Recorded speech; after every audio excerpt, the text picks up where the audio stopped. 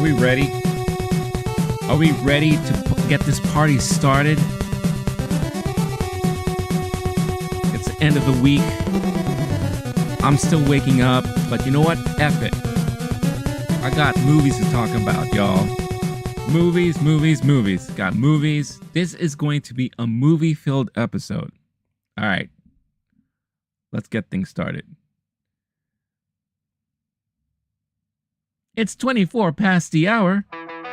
32 degrees out here in New York City, coming to you live from Queens, New York.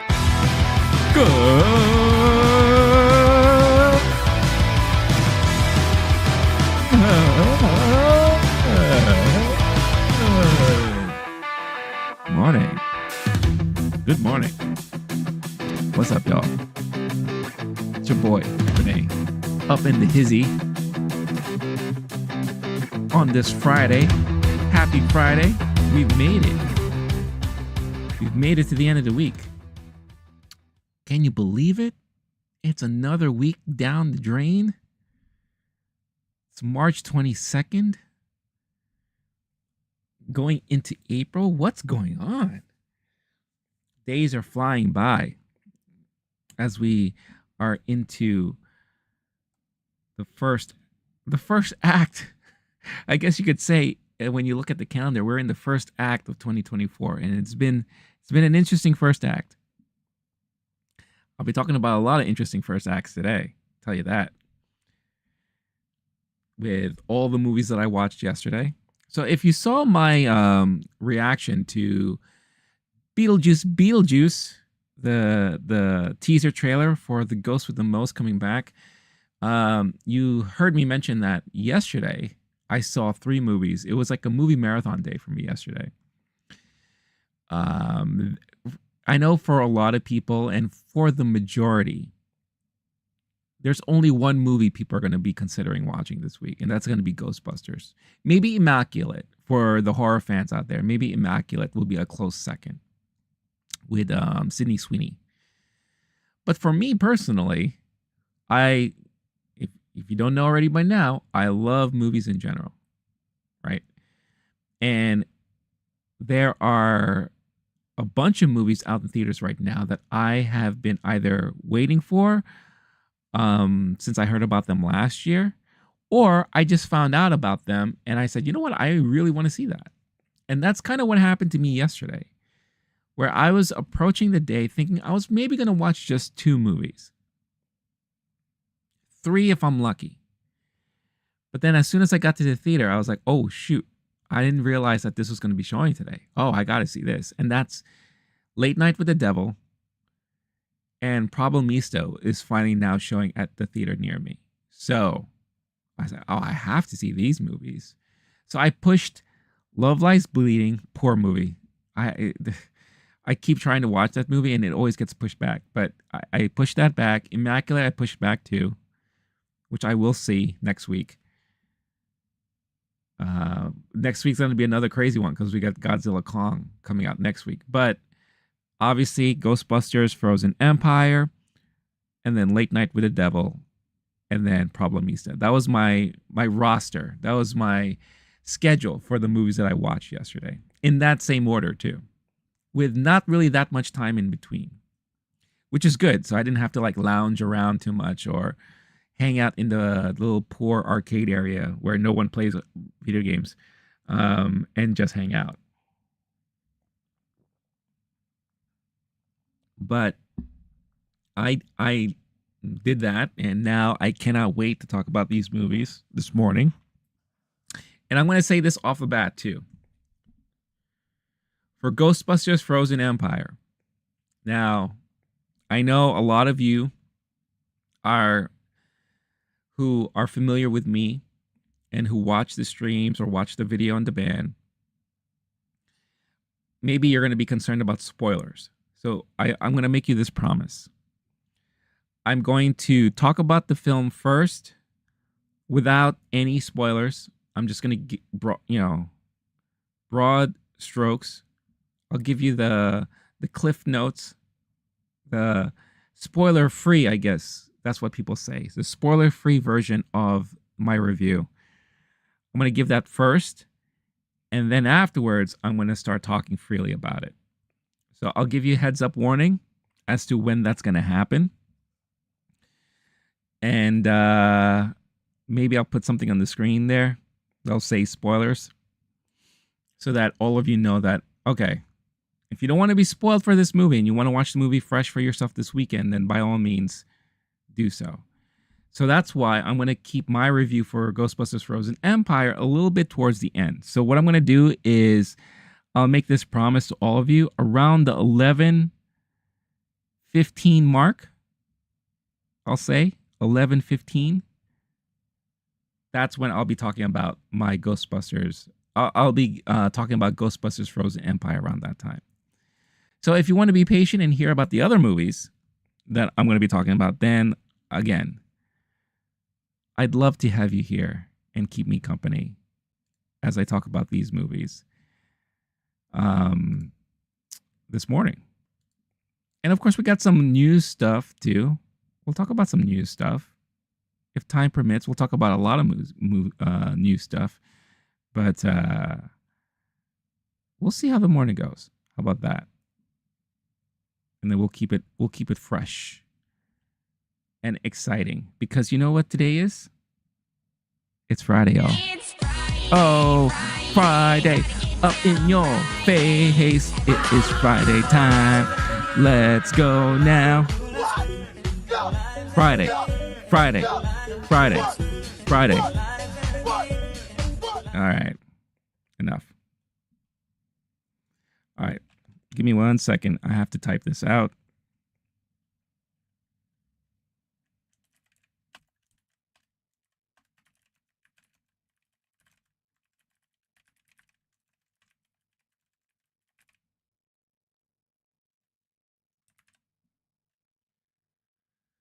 All right, I'm going to have this here just pinned and ready for my Ghostbusters discussion. So just want to keep that up there. All right. How's everyone's week going, by the way? You all had a good week going into the weekend? I hope you have some fun plans for your weekend. I'm not sure yet what I'm doing my week for this weekend. That's not really a major concern for me right now. Right now, I'm always just focused on how much stuff can I catch up on so that I can talk about them. Because before Kong Godzilla comes out, I have 2 other movies I want to watch, like I mentioned before. And then totally forgot that the new Jake Gyllenhaal Roadhouse movie dropped on Amazon last night, I believe. Last night or the night before, I forget when. So that's out there that I want to watch too. And I want to see how that movie. So that's probably what I'm going to do this weekend. I'm probably going to watch that. And I'll probably, I think it comes out this weekend, that new Netflix show, 3 Body Count, which is the new series from the Game of Thrones guys, Benioff and Weiss. Is a funny story about these guys. It's so crazy how things happen. After Game of Thrones ended, right? They were like the hot ticket guys for a while because of what they did with Game of Thrones. Despite whether or not people enjoyed the last season or not, right? Then afterwards, it was announced that they were attached to Lucasfilm and they were going to work on what sounded like an Old Republic era movie for Lucasfilm. Then that fell to the wayside. They fell victim of, hey, we got these guys working on this.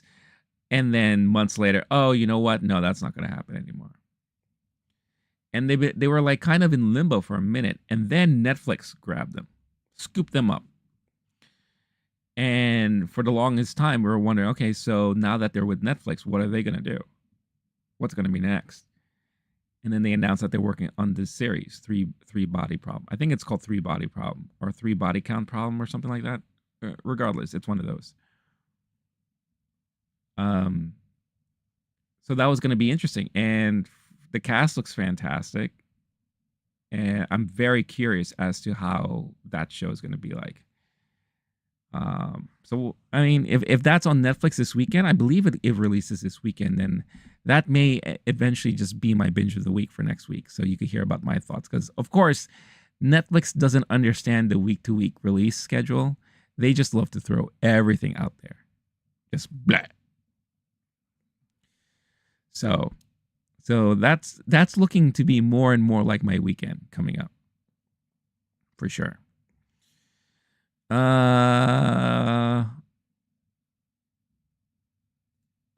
Give me 1 second. Sorry.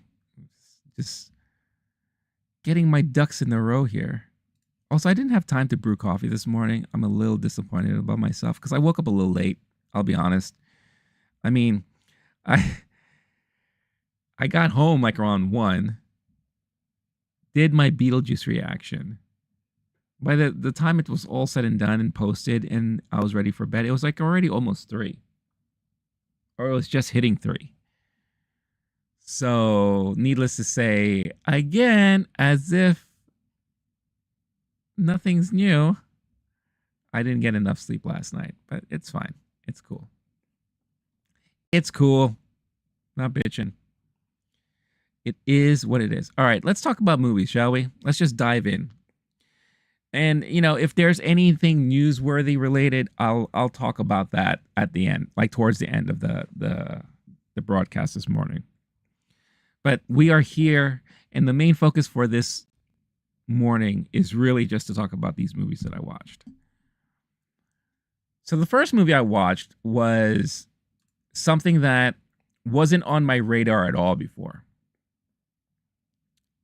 This is a movie that apparently has been making the rounds because of social media. Now, there is a social media outcry against this movie because it has been acknowledged by the director that they used AI for portions of the movie.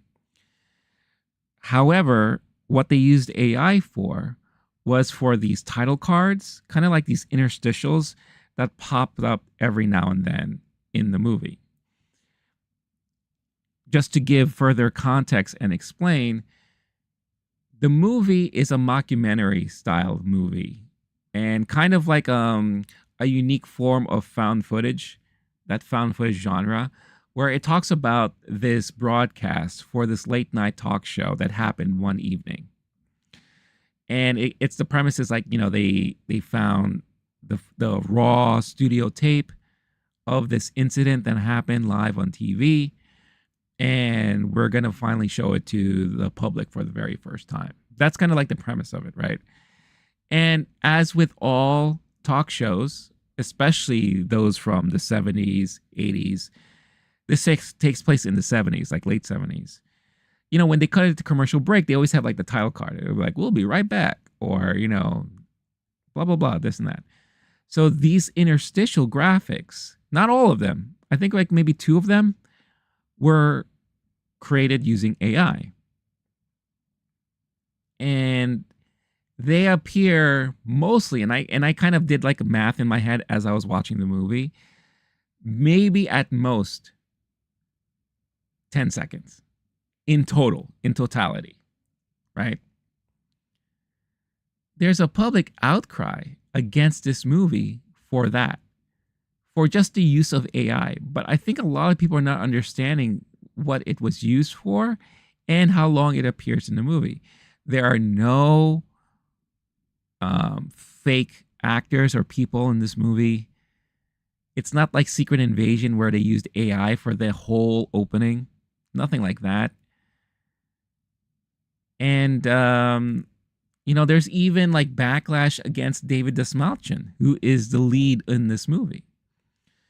There's an article in Variety that talks about the AI usage here.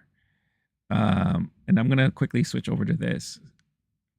Late Night with the Devil's directors explain using AI art in the film, say they experimented with 3 images only. So it's 3 images.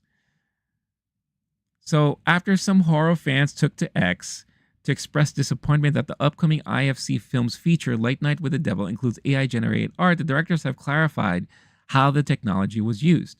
Cameron and Colin Cairns, The Australian siblings who wrote and directed the film released a statement to Variety clarifying the scope of AR art in the film. The statement reads, "In conjunction with our amazing graphics and production design team, all of whom worked tirelessly to give this film the 70s aesthetic we had always imagined, we experimented with AI for 3 still images, which we edited further and ultimately appear as very brief interstitials in the film. We feel incredibly fortunate to have had such a talented and passionate cast, crew, and producing team to go above and beyond to help bring this film to life. We can't wait for everyone to see it for themselves this weekend." So the article continues to say that the whole discourse really started back in March 19 through a Letterboxd review from user Based Gizmo, who wrote that because of the use of AI, I can't enjoy the amazing performance and clever ending. This triggered more low ratings in Letterboxd, as well as discussion that flowed to X, in which film fans wrote messages like, "My heart broke watching Late Night with the Devil this evening to see that they utilize AI art." So, it's crazy, like the outcry for this, and it's unfortunate, to be honest with you, because now you have this motion going on, and right now there's a major back and forth happening. You have a lot of people who are disappointed, and they're saying, "Ban this movie, don't watch this movie." And then you have another group of people who are like, "It's unfair for you to say that, because for what equates to seconds in the movie, you're basically telling people not to go support this movie when you have so many other people who worked on the movie." Right? Plus, keep in mind too, it's a very low budget movie.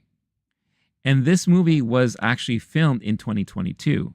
So this was way before the whole AI discussion happened. So back then, everyone, at least that I know, who does anything media related or social media related or anything that involves creativity or writing, has experimented with AI at that time because it was fresh and new, and we wanted to see what the scope was. Right? It's not what we know of AI today. And I'm not trying to give like excuses or defense or anything like this. Like, AI art and the use of AI art is very controversial, and I am of two minds.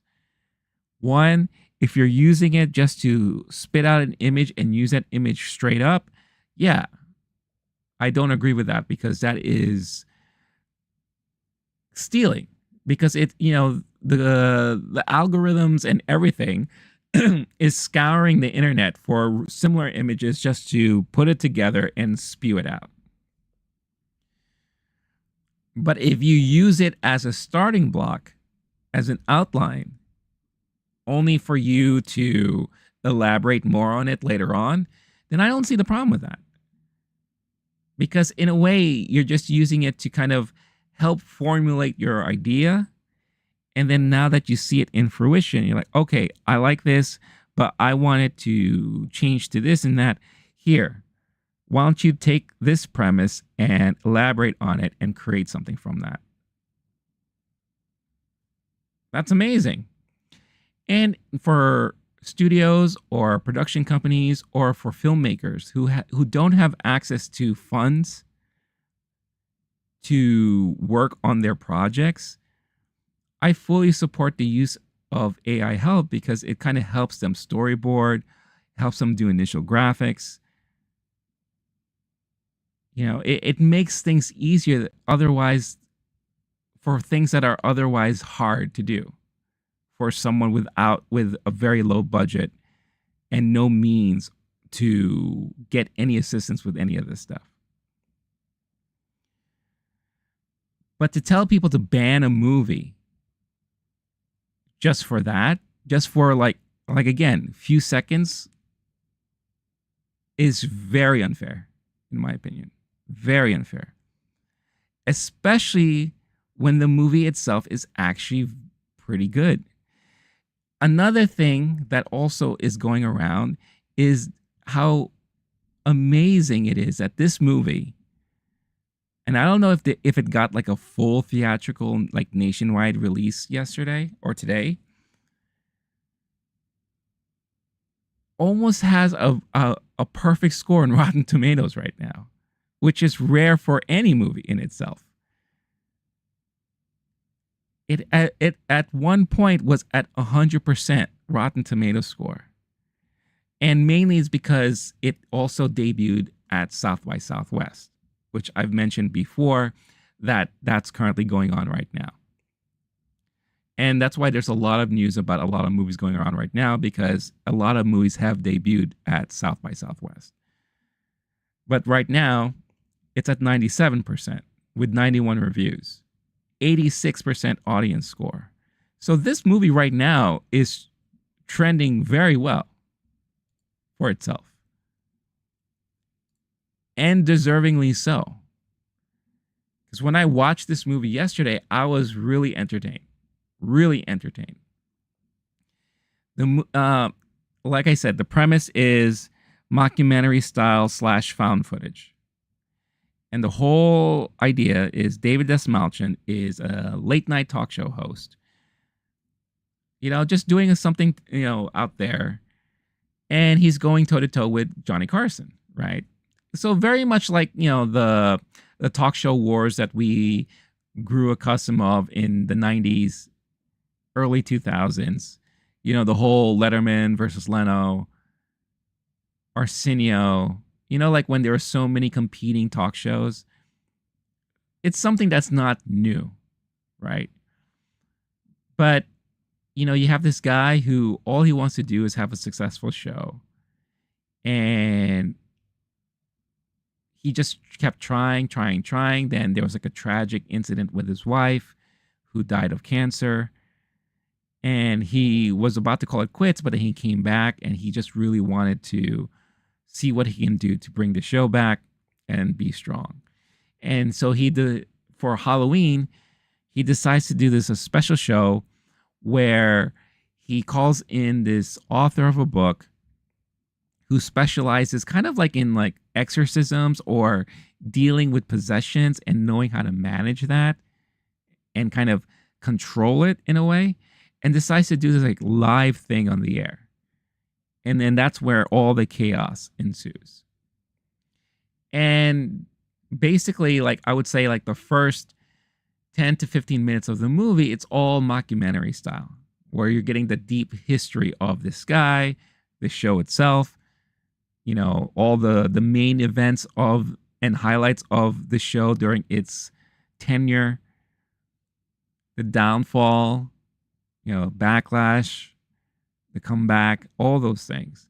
And then it's revealed that, the show really broke ground when, and it sounds like it was its last episode, where this one episode that aired live, and all those shows aired live, something happened. And for the very first time, they were able to get the studio masters of this episode that they can show in its totality. And it's like the first time in so many years that this is being viewed to the public since it originally aired, right? And then it switches to now you are watching the live broadcast as if it aired with, kind of behind the scenes footage during the commercial breaks. So you're seeing the whole production from beginning to end for this one episode. And I will say that, David Desmalchin, who is usually like a tertiary type of character, maybe sometimes secondary or background character, you're probably more familiar with him because you've seen him do a lot of these, ancillary characters. Like in James Gunn's Suicide Squad, he was Polka Dot Man, who I thought he played that role very brilliantly. He was in Dune Part 1. I remember him back in the Christopher Nolan Batman days in The Dark Knight. He was one of the officers who tried to assassinate Jim Gordon. And he wore the tag that said Rachel Dawes. He was the one that where Harvey Dent was like interrogating, and he just he all he can do is just like laugh or look very psychotic, maniacal in a way.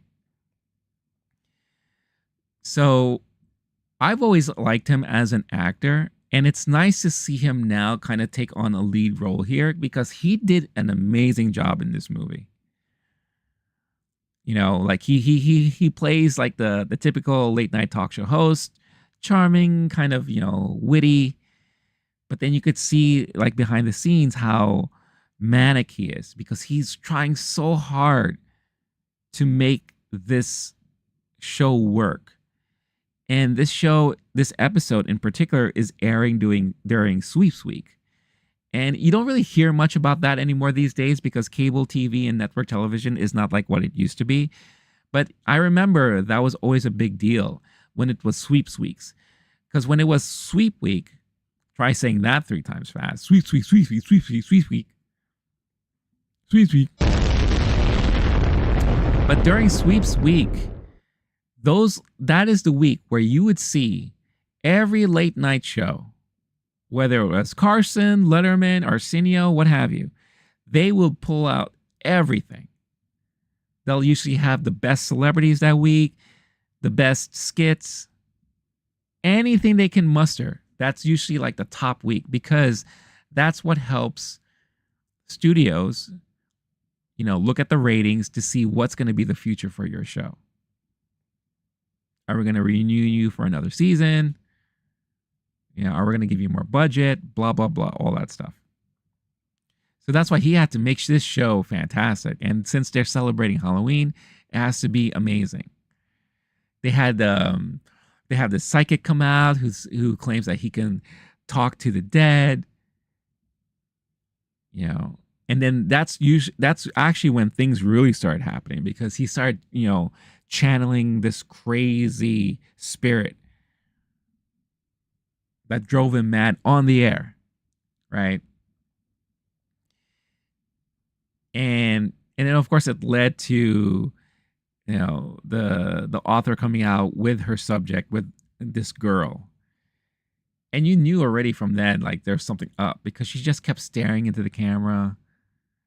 She's like, "Hey Jack, it's nice to see you again." And it's like, we never met. So you could tell there's some entity in there. And basically what happens is, or the overall thing that really happens is that Jack is part of this kind of underground rich society, kind of like what people are calling like the Illuminati and all that, right? They meet in the woods. They have like these weird seances and all that stuff. And it looks like that in order for his show to succeed, or because he was so desperate to have his show succeed, he signed a contract with the devil. And the devil decided to take payment. And the sacrifice was unfortunately his wife. All for the success of his show.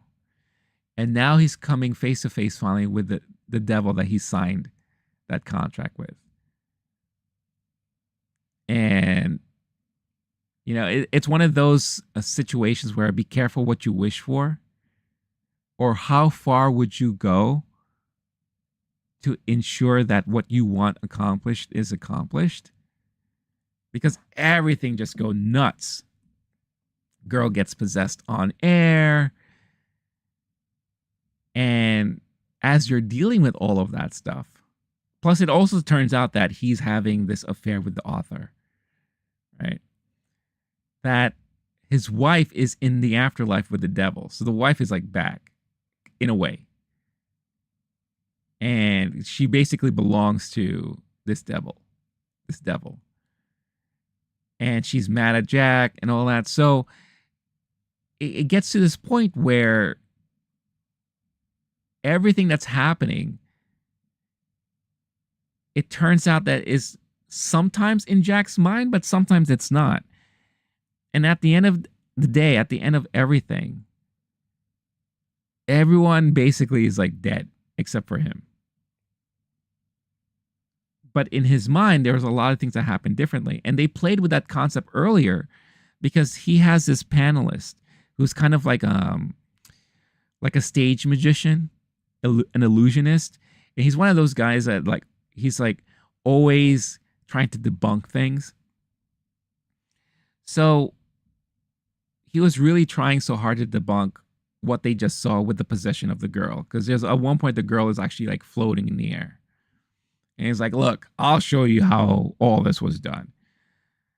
And he proceeds to hypnotize the entire audience and you, the viewer, too, as you're watching. Because it makes you feel like this guy that he is hypnotizing, who happens to be kind of like the Ed McMahon of the show. It looks like he has worms coming out of his body because his fear is worms. And it's so crazy. And Jack is like, wait a minute, you can't tell me that didn't happen. Like, what just happened here? You mean to tell me like everyone got hypnotized here? So they roll back the tape and they see, oh yeah, things were very different.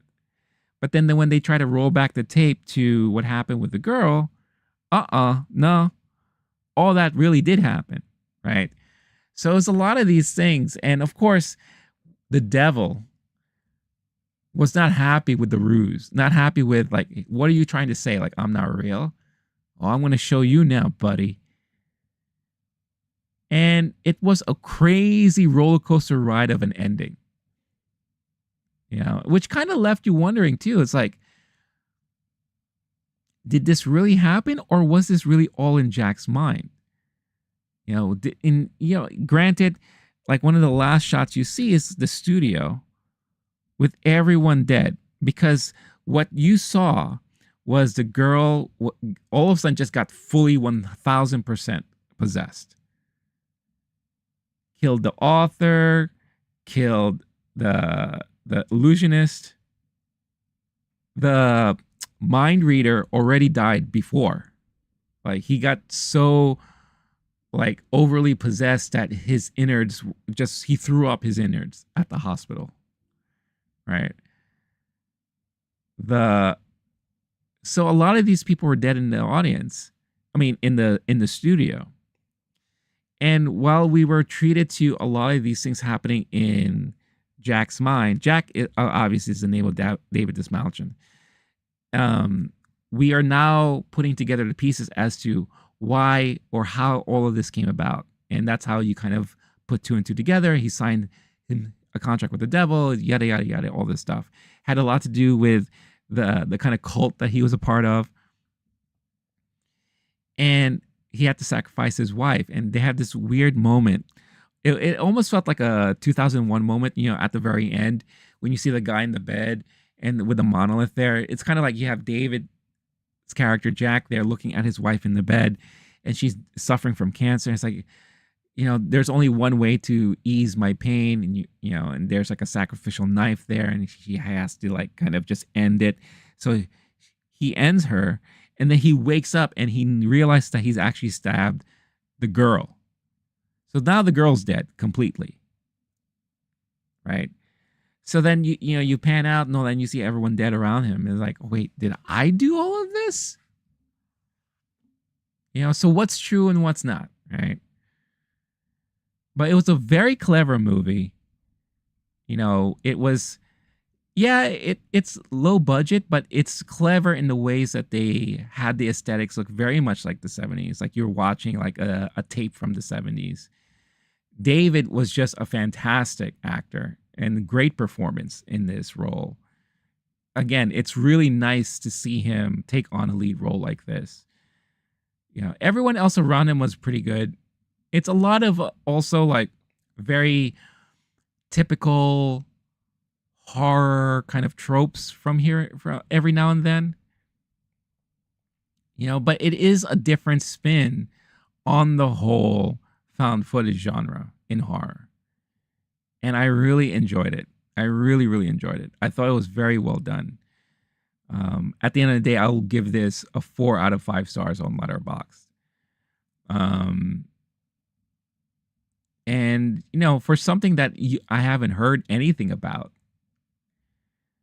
for something that's very low budget too, like I cannot recommend this movie enough. Like, if you're into horror, if you're into like unique niche like horror, Late Night with the Devil is definitely worth it, for sure, for sure. It's also like I guess it's produced by Shudder. So I'm sure eventually, if you are a subscriber to Shudder, you could probably find it there. I do have a gripe though, like, and you notice this with a lot of indie films too, because you have multiple. Sometimes you have multiple studios or multiple companies working on this one film. I swear, even before the movie started, we had to sit through what felt like 5 minutes worth of logos. Every studio, every like company that had their hands on this movie had to have their own like opening logo. I was just like, what's going on here? Is this like part of a troll? Were you like trolling the audience here? Because literally it was like logo after logo. And when you say logo, like, okay, we all know this from like major movies. You're watching a movie that Paramount does, you see like the mountain with the stars floating around it. Paramount, right? If it's Columbia, like Sony, you have the lady holding the torch, like, all that stuff.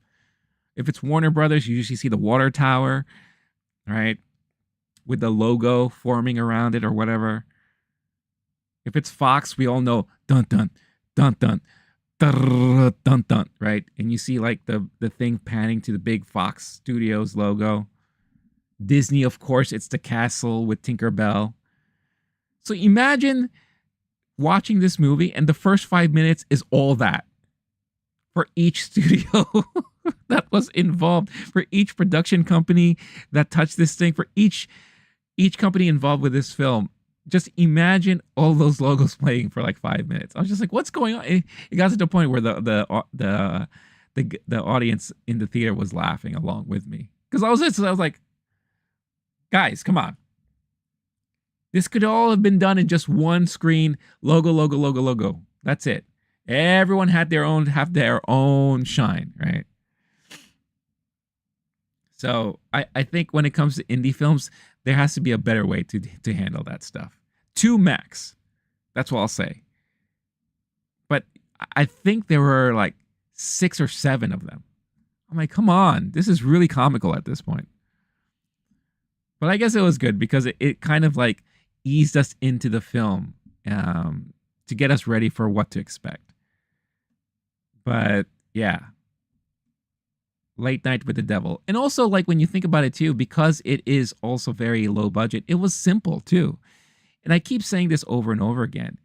Sometimes the most simple approach to filmmaking, as long as you have a compelling story and good performances, that's all you really need. Because the premise itself was unique and compelling enough.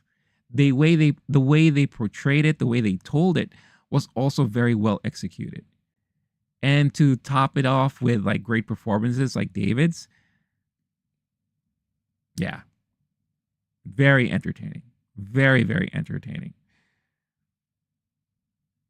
Especially when I saw it after a bigger budgeted movie that I was like, okay, that's interesting. I could see the interesting contrast, you know? So I'm curious how audiences will react to this movie. I'm curious if the discourse from online will really truly prevent people from watching it. But from what I saw at the theater last night, granted it was a Thursday night, I'm not in the main city. I saw, if not equal to the audience of Ghostbusters, I saw maybe a third of that really going to watch this movie. And plus it helped that the theater was just dedicating one screen to it. So it looks like there are people who are really interested in seeing this movie, and I don't blame them. I really think more people should give this movie a shot. You know, ignore the discourse online. You know, again, AI is not the greatest, but it's here and it's not going anywhere anytime soon. But for a few seconds, and to want to ban this movie, a movie that a lot of people worked on, go F yourself.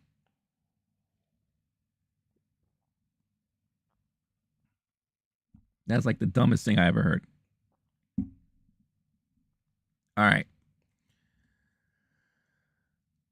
So that's Late Night with the Devil. Next, I will go into, what time is it? It's 11:04. What did I say? I said 11:15 was when I was going to talk about Ghostbusters Empire, right? You know what? Let's push that a little bit more. Let's push it to 11:30. I'll wait till 11:30 because I want to talk about Problemista. So Problemista is the latest A24 produced movie. It's kind of like a comedy, indie comedy. It stars Tilda Swinton. Main guy is Julio Torres, who plays the character of Alejandro. And you got the RZA in there, who, why am I not surprised, was able to play a character named Bobby. Like, all right, he's not ever going to let that whole Bobby digital thing go. But he plays an artist called Bobby. And there was a lot of narration from Isabella Rossellini throughout the film.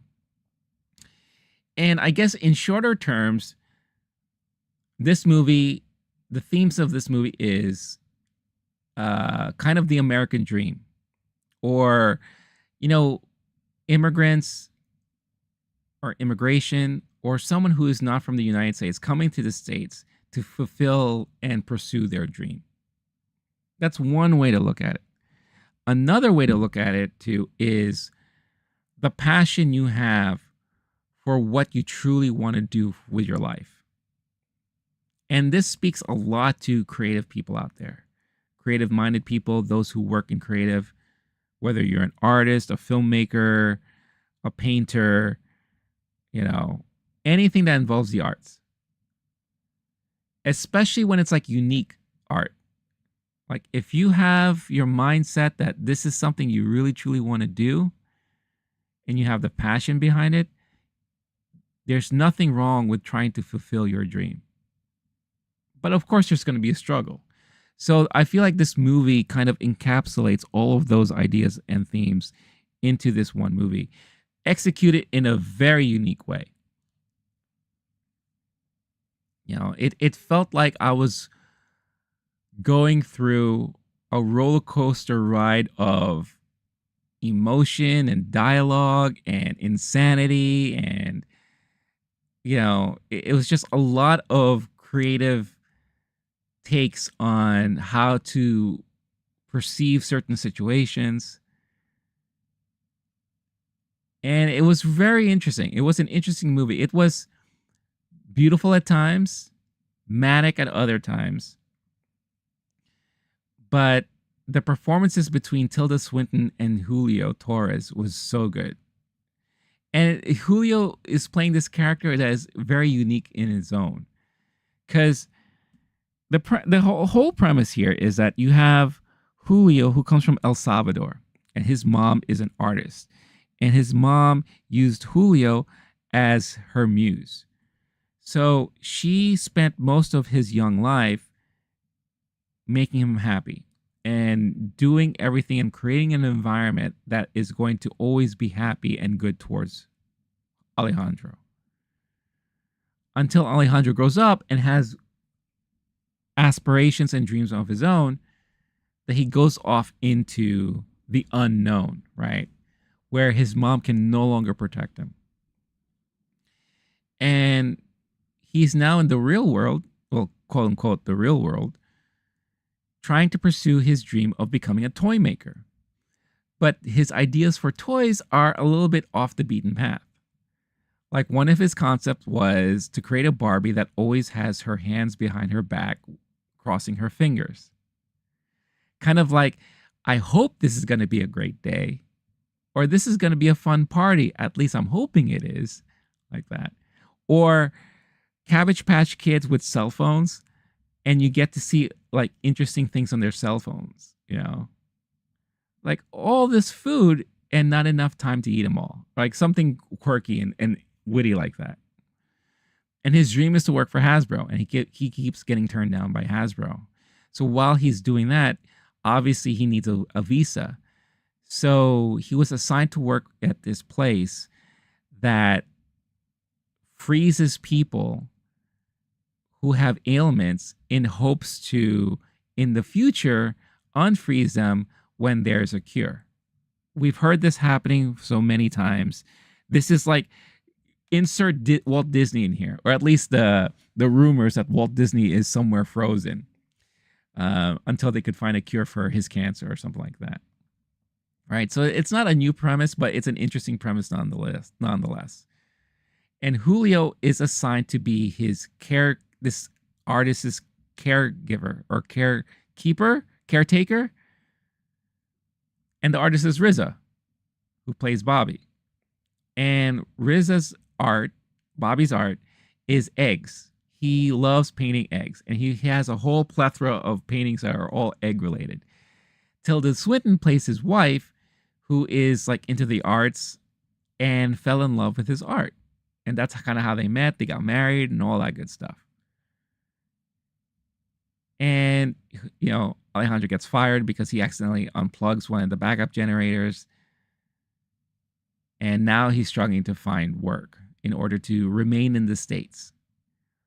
That's when he teams up with Elizabeth, who is the character's name for Tilda Swinton's character, and basically becomes like her assistant.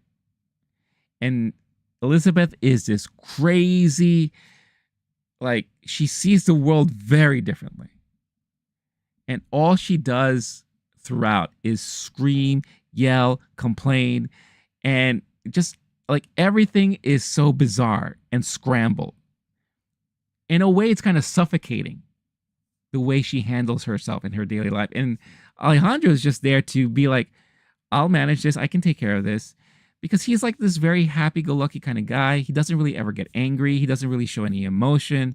He's very awkward and weird. He walks like he's bouncing like a rabbit. He has this crazy cowlick thing going on with his hair. You know, he sees the world in a different way. And I think that's kind of what drew them together, because of his way of thinking of things, very unique perspective on life, and very unique perspective on creativity, very much like hers. That's what kind of bonds them and gels them together. You know, and then we go on through their adventures together. And it's funny because like one of the ways he perceives her, or he sees her, is like he's the knight and she's like the dragon, and he has to kind of conquer the dragon in order to go on with his life. And it was a very interesting story. It was a very interesting way to approach something like this. And, you know, throughout the movie, he's struggling with money. He has roommates that are kind of weird. And, you know, he's just trying to get by. And, you know, at the end of the day, the main thing was help her create an exhibit that features all of Bobby's art so that they can sell them, and then she can afford to continue keeping him in that status, and then she can sponsor Alejandro to stay in the States, right? And it's like this manic ride to get to that point. And overall, I thought it was pretty entertaining. It was very weird too. It was like all over the place in a way. But depending on how you look at it, it's either good or bad. But the performances overall was just fantastic. I can't speak enough about Tilda Swinton's performance. She was so good in this movie. And Julio, who I'm not familiar with at all, is very entertaining, very interesting actor. And yeah, it had a lot of funny moments. I don't think it hit me as hard as it may have hit a lot of people. like at the end of the day, I think I would give this 3 out of 5 stars on Letterboxd. But it's not that I didn't like it. It's just, it was entertaining and interesting enough that I didn't get bored or anything. I think the fact that they keep it so maniacal in so many parts of it, it really kind of kept you at the edge of your seat, like, okay, what's happening here? What's happening here? What am I looking at? Not to that level of like uh what is that? The guys who did like Uncut Gems, the Safety, is it Safety brothers? It's not to that level where watching any of their movies, I'm just like, "Ah, what's happening? I'm gonna have a panic attack." It's nothing like that. There are moments like that, but it's not like that throughout the whole thing. And the ending itself is a very interesting ending where, yeah, they did the art exhibit, they sold all the pieces, but she decides to use a lot of that money to not only maintain Bobby, but she's going to put herself into stasis too. And leaving Alejandro kind of left in the dust, but encouraging him to fight for himself. To, if you have this passion inside of you, albeit weird or unique, who's anyone to tell you that it is weird and unique? You got to fight for it and go for it. And throughout the movie, we found out that Hasbro stole some of his ideas. So he decides to finally get the courage, go over to Hasbro, talk to the guy that was in charge of interviewing these candidates for this program that he was trying to, enroll himself in, and saying, hey, you know me because you stole my ideas. And I'm just like, keeping it brief here, doing my own recollection of it. So here's what's going to happen. Instead of me suing you and going out to public, showing my creations and what I did, and then comparing it to what you just did, instead of doing all that, how about this? I work for you now. And you're going to sponsor me, and you're going to let me come up with creative ideas for this brand, blah, blah, blah, this and that. And at the end of the day, he got the job. Right? Now, I don't know. I mean, that's not like real world usually, but at least it proves a point where he learned to finally stick up for himself. He learned to finally embrace his passion and go for it, which is what, in a way, Tilda Swinton's character was trying to force him to do and make him realize to do. And they have this funny, like, flash forward, like hundreds of years in the future, where they finally thaw out Elizabeth and Bobby. And then there's this really cute reunion at the end where you see a very old aged Alejandro who looks like he froze himself too. And they have one reunion at the end. And of course, she can't help herself. She, instead of saying, "Oh my God, Alejandro, it's so nice to see you," she's like, "Alejandro? The FileMaker Pro databases are still out of sync," which is like an ongoing thing with them together. Because there's a running joke that she really is determined to get all of the catalog of Bobby's work in FileMaker Pro.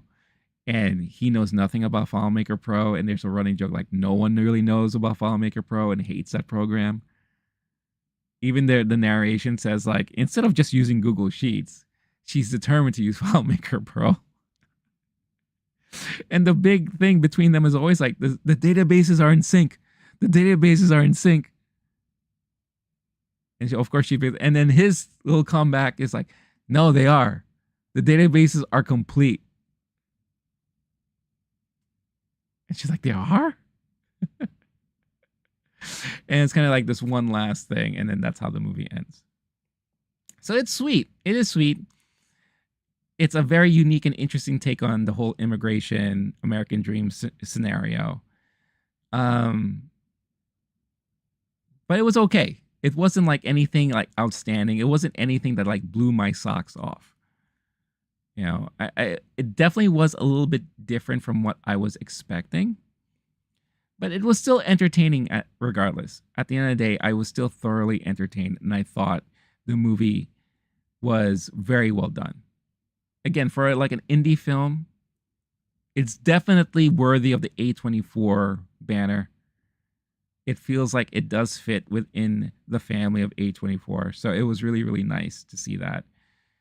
And I always like love supporting movies like this. You know, right now it has like really major scores online. When I look at Rotten Tomatoes here, 88% out of 91 reviews, 90% audience score. I mean, that's crazy. That is some good reviews for this movie. 7.5 out of 10 on IMDb, 72 on Metacritic. Like I said, this is a kind of movie that will speak well to creative people, artists, filmmakers, anyone who is not from the US but came to the US to fulfill a dream, to fulfill a passion. Those are the people that's going to gel with this movie 1000%. You know, because it speaks to them. It speaks to their challenge, their struggle. And I thought it was very, for that alone, I thought it was a very unique and good take on it. Something that we haven't really seen before. What I think will throw a lot of people is kind of the manic moments, you know, the kind of switch back and forth between reality and his mind and the way he perceives things, and just the relentless barrage of berating that Tilda Swinton does at times is just, it's for an acting performance, it's brilliant. But for a character and you're the receiving end of it, I'm just like, like, get me out of here. Yeah. But that's a Problemista there. So it was very, very interesting overall. And I'm glad I got a chance to see it. It was really, really worth watching.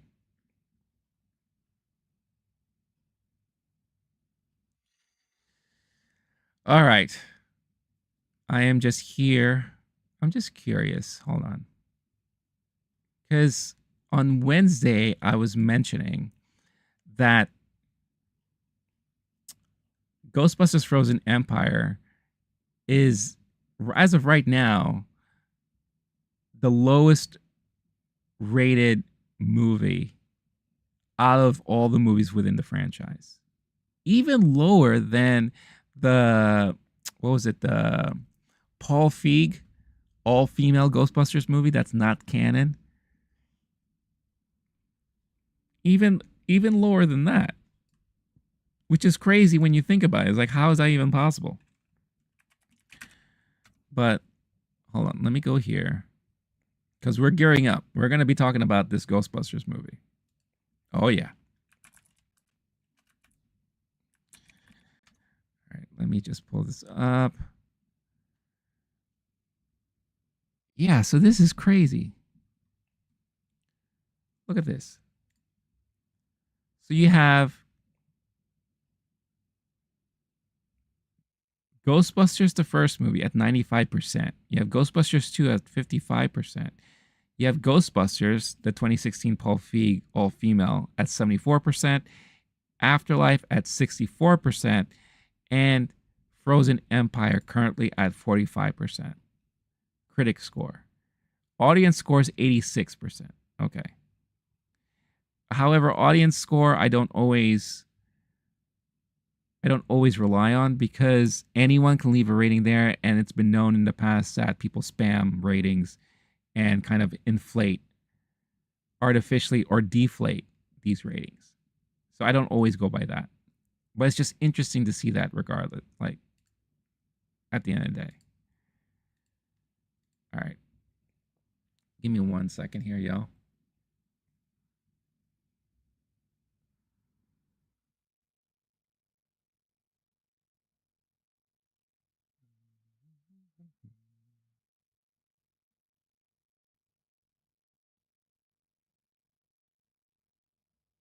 Yeah, I know.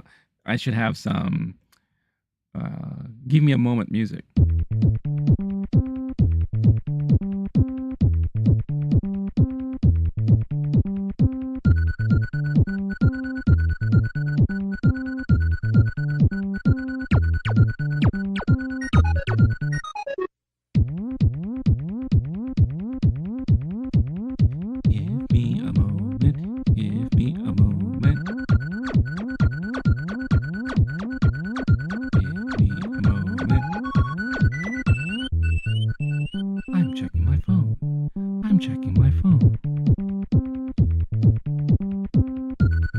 quickly. Checking my phone. Oh yeah.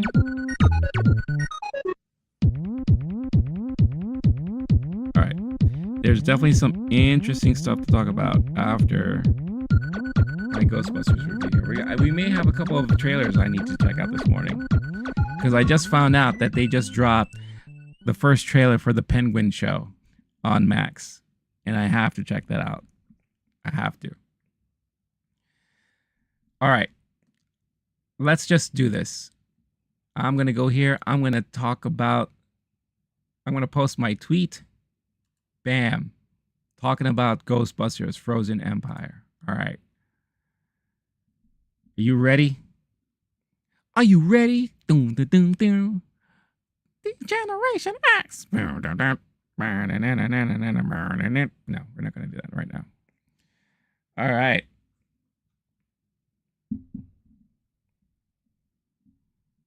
So, like I said, for those of you who are concerned or worried about spoilers, for the very beginning of me talking about this, no spoilers whatsoever. I'm just going to give you my thoughts about the movie.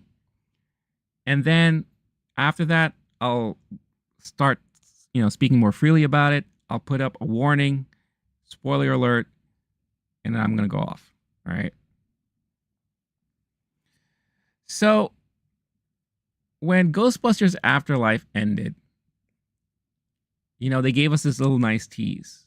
If you remember Afterlife's ending, they're there in Oklahoma. They accomplished what they had to accomplish. They fulfilled Egon's work, what he was trying to do, save the world. You had the old crew come back, seeing each other mainly for the first time. And then you had Winston, right? Winston's like looking at the car and it's like, oh my God, what did they do to you? We got to take care of you. And then they flash immediately to the Ecto-1 driving into Manhattan, going back to New York. Kind of like, we're coming back, baby, right? And then the post-credit scene was him and Janine sitting down, talking about how he's always a Ghostbuster. He has all this money. He's a very successful guy. He's been paying the rent for Ray's occult bookshop. He was paying the rent for the farm. And now it looks like he wants to get the firehouse back in order and start things up again. Which is a very sweet and touching moment, right? So it kind of made you realize, like, okay, now we can kind of move on and we could finally see a future for the Ghostbusters here, right? However iteration we were going to get. So now we have Ghostbusters Frozen Empire, which takes place, and again, it's very muddy about the time frame here, a year or two after the events of Afterlife, right? So I'm going to ask you this question, or this is a question I want you to think about and really think about it. When Ghostbusters 2 came out in 1989, I believe it was 1989, right? Let me see. Because the first Ghostbusters came out in 1984, right? And then we had a sequel that came out in 89, I want to say. Let me see. Yeah, 1989. So like 5 years after the original came out. So when Ghostbusters 2 came out and you watched it, what did you think about it? Just immediately. What did you think about it? Because I feel like most sequels, in time, there's an appreciation for those movies. Look what's happening to the prequels right now, right? The Star Wars prequels. When those movies first came out, a lot of people were very disappointed, aggravated. angry. They said Star Wars is now officially ruined. But you fast forward all these years later, 20 plus years later, and the prequels are beloved by the fan base. There's a new appreciation for them. And I feel like for Ghostbusters 2, there were a lot of high expectations going into it. But it was a very mediocre showing. Right? Very mediocre. And I think in time, there's a growing appreciation for that movie. Especially when you look at it this way. The original Ghostbusters movie was really intended to be a comedy horror type movie that is catered to, for lack of a better way to say it, a younger audience. Kind of like Star Wars. But it did speak to a lot of adults who appreciated the movie. And that's one of the reasons why it has like a long-lasting effect, because adults and younger people alike can enjoy that movie. However, Ghostbusters 2 leaned more towards the other end. Like, this is really for a younger crowd. Because us older folk, we're getting a little bit too old for this type of humor. Kind of like 80s slapstick kind of comedy, sarcasm, right? We're getting a little bit too old for that. And I feel like right now, with the movie that we got for Ghostbusters Empire, I'm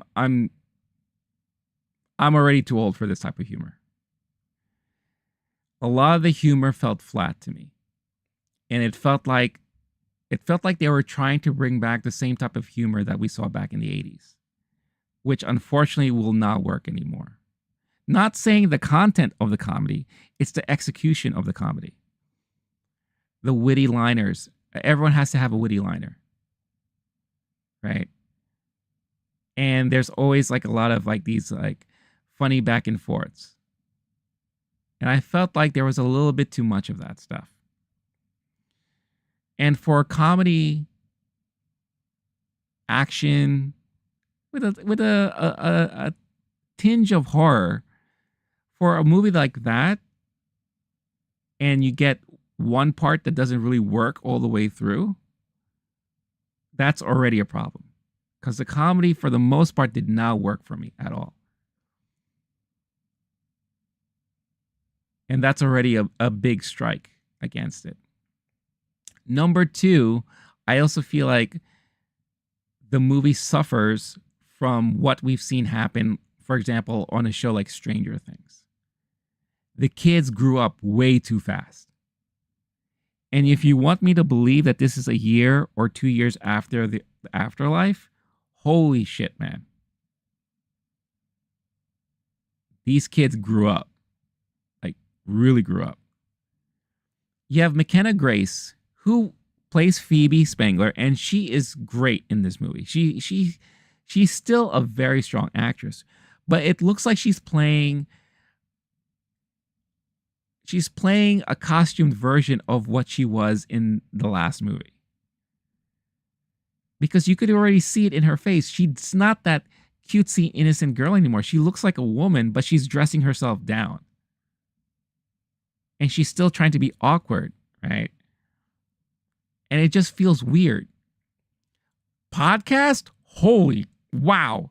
Y'all remember how you felt when, who's that kid from Harry Potter? Neville Longbottom. How in the first couple of movies, he was like this cutesy, pudgy little kid. And then all of a sudden he became this hulking, like strapping young lad. And that was like a big thing a lot of people are commenting about. That's exactly what happened with podcast. Like, what the hell? Like, he exploded, this kid. And I'm just like, whoa. Finn Wolfhard looks like Finn Wolfhard, because he's at that age where we're kind of used to how he looks now. And Celeste O'Connor, who plays Lucky, the girl, his counterpart, I guess you could say, looks the same too, But man, these kids, they grew up. They grew up way too fast. So if I was the one writing the script and doing the movie, I would have said that it's not just 1 year or 2 years have passed. Let's just say 5 years have passed. So 5 years later, make it a little bit believable that when you see these kids, you're like, oh no, this is not a year. No, this is like 5 years. Like, okay. Because it just it didn't make sense to me. In my mind, I was just like, wow, these kids look like they grew up so fast. And I get it. In real life, kids grow up fast too. I get it. A year can be a huge difference, but not like this. Not like this. And like I said before, in Stranger Things, keep in mind, Stranger Things, each season is supposed to be a year after the last. Kids do not grow up that fast in a year.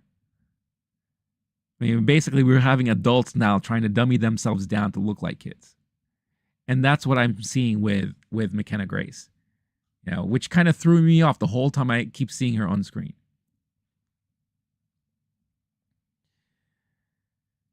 And then you have the rest of the guys.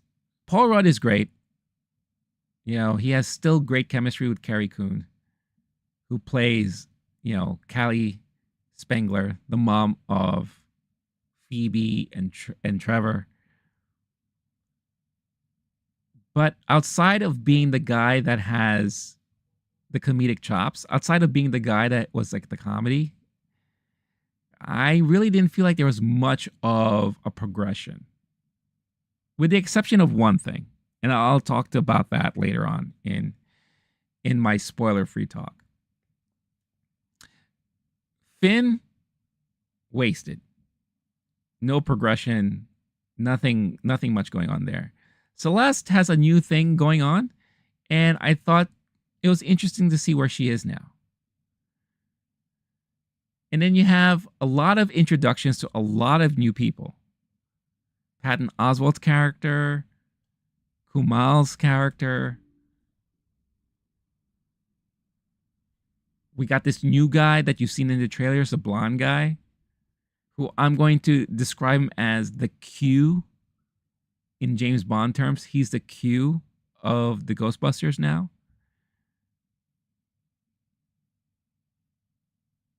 So you have all these introductions of 3 new characters, while most of us really just want to focus on the characters we fell in love with from the last movie. And then, of course, you have to bring back the old guard.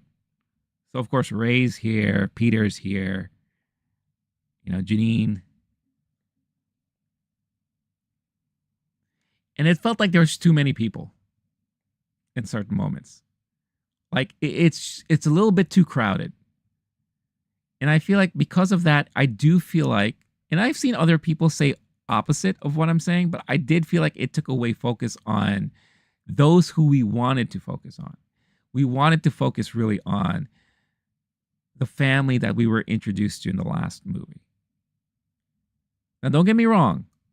Phoebe's had a lot of focus on her. But it was also very tropey. It was also very, we're doing the whole Casper thing. Without getting into specifics.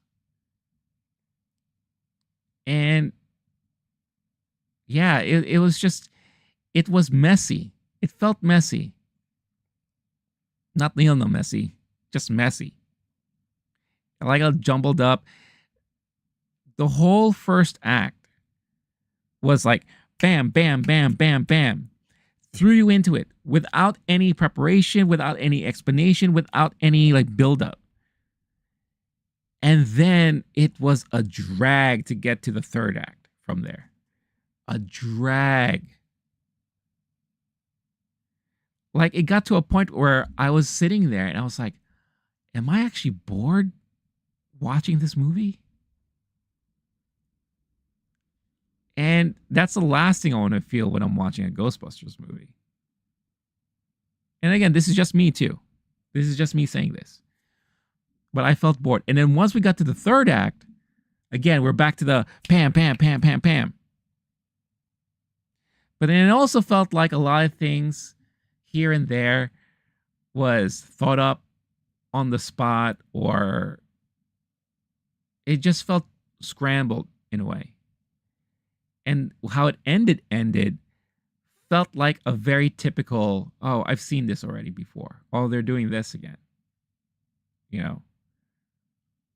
And I saw some headlines and I didn't read any reviews, but like when you see review headlines about nostalgia and the reliance of too much, I feel like that's a common thread with this movie. I'll say this. I didn't feel like they were forcing a lot of nostalgia down your throat, but I felt it did feel like at times they were relying too much on calling things back. Or calling back to like ways of execution that we've already seen executed in previous movies in within this franchise.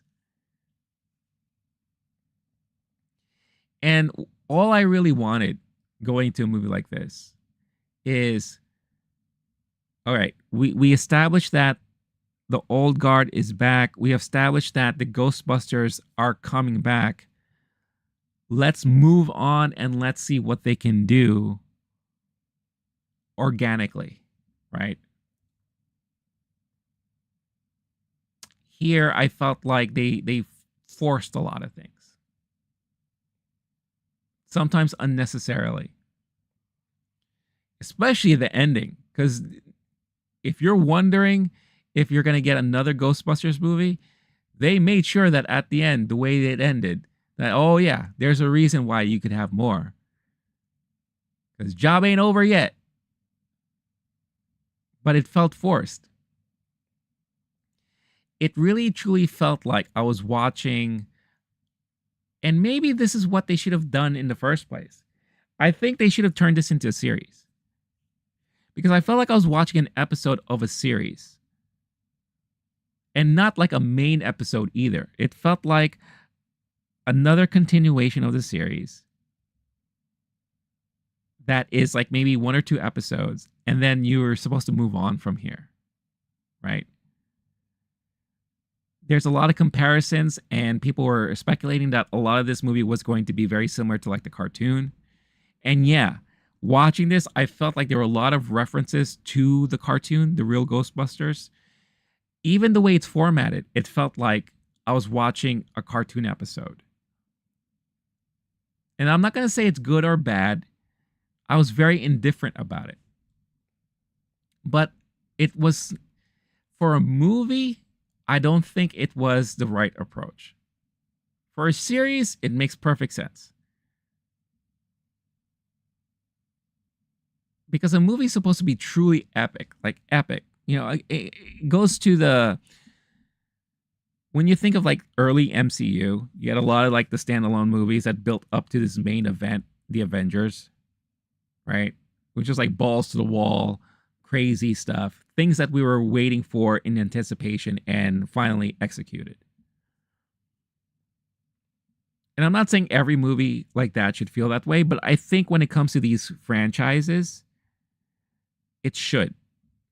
Otherwise, I rather just watch a series of it. I'd rather read a comic book of it.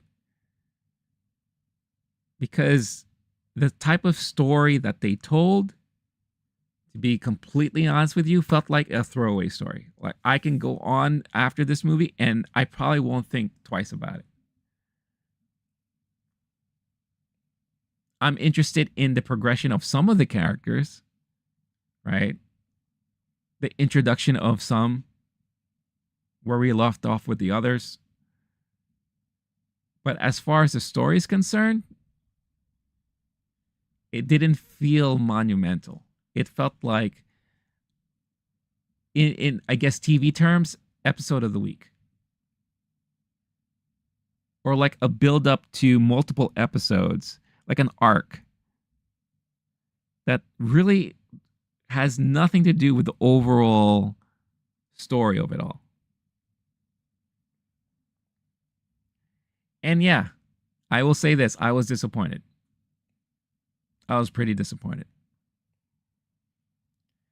And especially with how well the last movie was done, in my opinion. I really, really loved the last movie, Afterlife. I really loved it. It was nostalgic in a ways, but also looking to push forward with a brand new era. It was emotional at times. And I wonder if it has a lot to do with the directing, because this movie is not directed by um, Jason Reitman. He helped write the story, but it was directed by Gil Kenan. Is it Kenan or Keenan? Gil Kenan, who's done movies like Monster House, A Boy Called Christmas. I think that was like a Netflix movie. City of Ember, right? And I don't know. I felt like it took a step back from Afterlife. Like it tried to, the way I like to describe it, it felt a little bit too young adult. And that's why a part of me is saying, maybe I'm just too old for this stuff now. Maybe I'm past that level of audience that they're looking to hit with a movie like this. Because in the audience I watched this at, and again, this is a Thursday, this was like around 4 in the afternoon. There's a good amount of younger people watching the movie, and they loved it. I could tell they were clapping, right? The older crowd, or the older portion of the crowd, was very indifferent. And me, I was just like, it's nice to see Ghostbusters, but I can walk away and probably won't think twice about this movie. Or probably will not, if I were sitting down, it's like, you know what? I want to watch a Ghostbusters movie. I could see myself sitting down and watching the original, which I do multiple times throughout the year. Or I'll pop in Afterlife. But the reason why I asked you to think about Ghostbusters 2 and how you thought about it when you first saw it, this is essentially Ghostbusters 2. A little bit trying to be too funny, a little bit trying to do too much, a little bit too many inclusion of a lot of different people.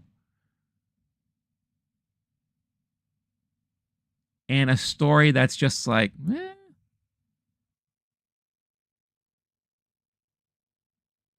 Now, like I said, in time, maybe that will change. In time, maybe this movie will be beloved by a lot of people. Just like Ghostbusters 2. I feel like in time, a lot of people have accepted and appreciate that movie a lot. Like I watch it now, I'm like, it's okay.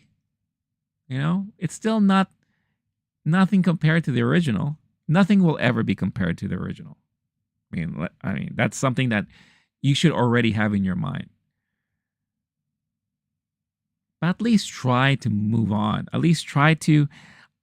Ghostbusters, I think, has a problem of trying to grow up. I feel like it's still stuck in the 80s in both concept and humor. I feel like it's still stuck in a time and it's afraid to move on from there. It's like everyone is trying to still recapture this 80s essence to the Ghostbusters. And you don't have to do that anymore. We can move on from here. But I feel like there's still a tie there. It's still too constricted. And I think it's hurting itself. I don't think it's a dead franchise. I saw headlines out there saying, oh, Ghostbusters is a dead franchise and it should be left in the afterlife. I don't believe that one bit. I think there's always going to be room for Ghostbuster stories. But you can't be afraid to grow up. You can't be afraid to move on and mature a little bit. Because you're still trying to rekindle the charm and magic from the 80s, from those movies. And it's not necessary anymore. We already did that. Afterlife did enough of that. Let's move on now. It's so weird and interesting how in this movie you don't really have any reference to anything that is current. like I was thinking about that. I was like, I don't see people using cell phones. Really? Like, I don't see any of the characters calling each other on cell phones. A lot of it is still almost like they're trapped in the 80s. I mean, the firehouse still has the landline, which I think is hilarious. Yeah. But it just doesn't feel modern enough.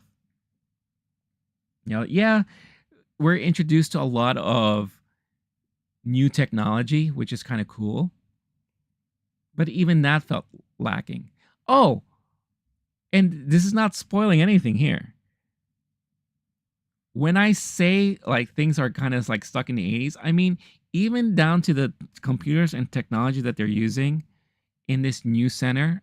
And I don't want to spoil anything just yet, but remember I said that the blonde guy is like the Q of the Ghostbusters? Even his computer screen is all like 80s computer pixels.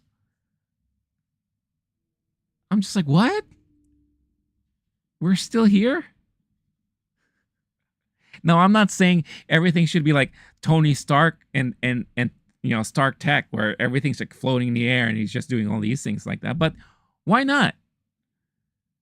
You have Winston, who is funding everything. Why can't we have advanced technology? Why does everything still feel like it's stuck in the 80s? It just doesn't make sense. It's like, grow up a little bit. Let's get out of it. Let's break out of that mold. So yeah, so I was, obviously you could tell that I'm a little disappointed with it all. And it's a shame. But I do see people who enjoy it. But I think this is a movie that the diehard fans will love no matter what.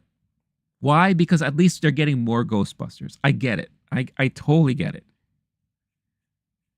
But just because we're getting Ghostbusters, that doesn't mean it's a good one. It's good. Because maybe it's just me, or maybe I'm jaded by a lot of other franchises or films. But I want to see more out of them. I want them to grow up. I want them to be more mature. I want them to take more risks. Be bold. And not rely so much on the past. And not get stuck in it too much. And maybe that's the main problem with this franchise. That it is such a product of the 80s that it's difficult to get it out of there. I don't know. Yeah. It has flaws. It definitely has flaws. And I there are moments I enjoyed, but I didn't laugh once throughout the whole movie. Except for this one thing at the end that got me to laugh out loud for the very first time. I think I scared the couple like behind me because I laughed out loud very much when I heard this line. Because I'm a sucker for every time there's like a background person who screams something and it's like a hilarious comment. Like, I'm such a sucker for those moments. And there's this one that, man, it got me. It got me good. If I was drinking something, I probably would have spat it out. So with that said, I'm going to flash up the spoiler warning now. There you go. You should see it on the screen. So now that I have that up there, I am now officially going to be talking spoilers for Ghostbusters Frozen Empire. This is more going to be about my grievances with some of the choices and how the movie ends. Not so much grievances all the time, but like just certain things that caught my attention throughout. And then I'll talk about the ending and what I think might be happening in the future. So last time, if you are not interested in hearing anything further about this movie, then by the looks of it, this might be the last thing I talk about this morning, so you won't be missing much. But if you come back, Obviously, everything will be chapterized. So if you want to pass this, you can pass this. And then if I have time, I will talk about some headlines at the end. All right. You have been warned. 5, 4, 3, 2, 1. Spoiler time. All right. The big reveal, in my opinion, is, and this is what they were alluding to in the trailers and kind of what I was kind of speculating. Walter Peck is indeed the mayor of New York City. And I was like, brilliant. That is so smart. And we find out immediately in the beginning. I'm like, this is amazing. This is amazing that this guy ended up weaseling his way to become mayor of New York City. It's just fantastic. He's not as rambunctious and as aggressive as he was before, but he's still very stern and still very straight-laced, I guess, so to say. So that is like the biggest reveal of this movie that I was just like, oh, that's awesome. That's awesome. And the premise of the movie is an interesting one. So what happens here is that you have this entity that is trapped in this sphere. And this entity is kind of like a frozen demigod or whatever, a cold demigod. And what this demigod wants to do, and I think I'm saying it correctly, is basically cause chaos and take over the world by freezing it. And I guess causing like an ice age, right? And it was first realized back in the old days of New York City. I think we're going back to like 1904 or something along those lines. And there was a group called the Adventurers Club. And they're all about, hang out, talking about uniqueness, unique things in the world, rare items. In a way, they're kind of like explorers, right? And that's how they come across this orb for the very first time. Because the entire room got frozen over. And that is our main plot of the entire movie. Because we have kind of like the guy who's played by Kamal Nanjiani. His grandmother was the owner of this orb, and I guess was the caretaker of this entity. And he's a guy that he's trying to sell his wares and make money by hustling, and it's like he buys and resells sneakers. He's like a reseller, right? So he goes to Ray's shop and he says, "Hey, I'll sell all these things to you," all this stuff, and that's how the orb gets into their possession, because this entity is trapped in this orb. But so that's kind of the premise, and obviously things go crazy. The guy gets whatever entity gets loose, and now that's their threat, and they have to fight this threat. But the way the movie starts is that we get that flashback to kind of set the mood, set the tone. And then they throw us immediately into Ghostbusters mode. They're tackling a ghost threat in the city. And we see it's Gary, Callie, Phoebe, and Trevor. So in essence, these are your new Ghostbusters, which we already knew going into this that would be the case. But it's as if they knew what they were doing. Like it's like literally no time has passed, because there was a news report on TV that says something along the lines of a year since the events in Oklahoma. And then later on, there was like, Gary says something like 2 years ago, I was a teacher in Oklahoma. So it's like 1 to 2 years. And in that time, all of a sudden now they're like the Ghostbusters. They are, zooming around the city, still utilizing the same things. Phoebe loves that gunner seat. Trevor still using the little RC trap. And then, of course, we get introduced to the new drone trap, which Callie, the Carrie Coon character, right, takes control of, and it's as if she's a pro at this thing, right? So I was like, oh, okay, let's just fast forward and not even like ease our way into them becoming Ghostbusters. Let's just assume that they're Ghostbusters, right? Like, all right, that's fine. I could kind of look past that. I would have liked to see the progression, kind of like how in the last movie it was a progression to get to where we're going. Here it's just like, bam, Ghostbusters, let's go. Like, all right, fair enough. Let's run with it. We'll do it live. Also, I should mention that that news report on TV made it sound like, oh, we're seeing Ghostbusters for the first time ever since the incident with the Statue of Liberty back in '89, which in a way puts Ghostbusters 2 back into canon. Because in Afterlife, there was no mention of any events that happened in '89. It was all about the events in '84. So if there was any doubt that Ghostbusters 2 is canon or not, it is indeed canon because now it was referenced on TV. All right, awesome. So as usual, typical Ghostbusters form, as they're doing what they're doing, they cause a lot of damage and ruckus. So that's why they get to talk to the mayor, and that's how we find out that Walter Peck is indeed mayor.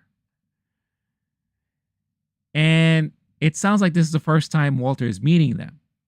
So again, doesn't sound like a lot of time has passed.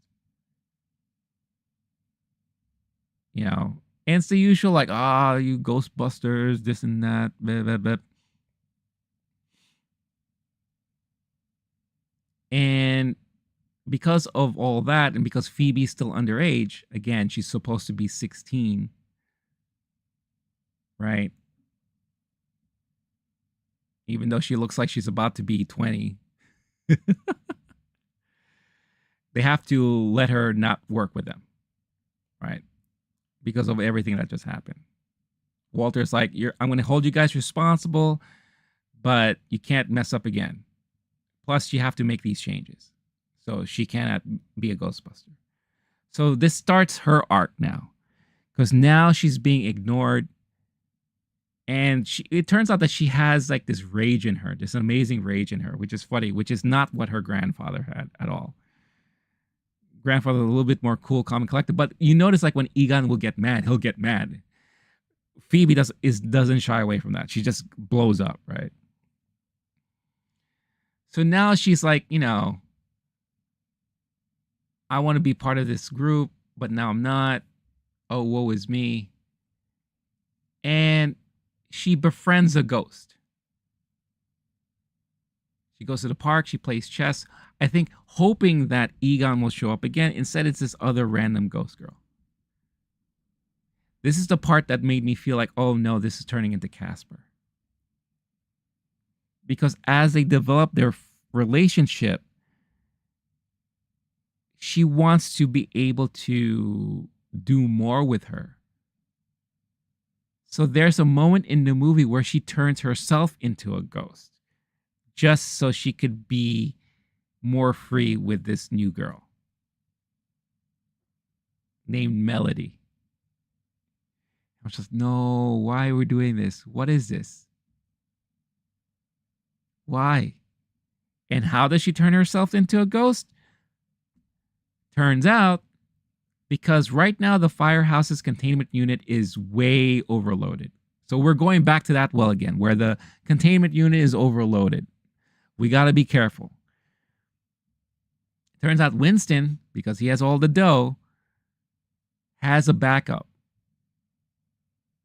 So somewhere, I believe it was in Brooklyn, he created this center, and we get introduced to Ghostbusters Intelligence Center or something or whatever. And of course, they have to find a way to come up with a clever new logo. So now, instead of the typical Ghostbusters logo, now it's like a cog with an X and the ghost in there. Because now this is the research center. Right. So within this center, not only do you have a giant containment unit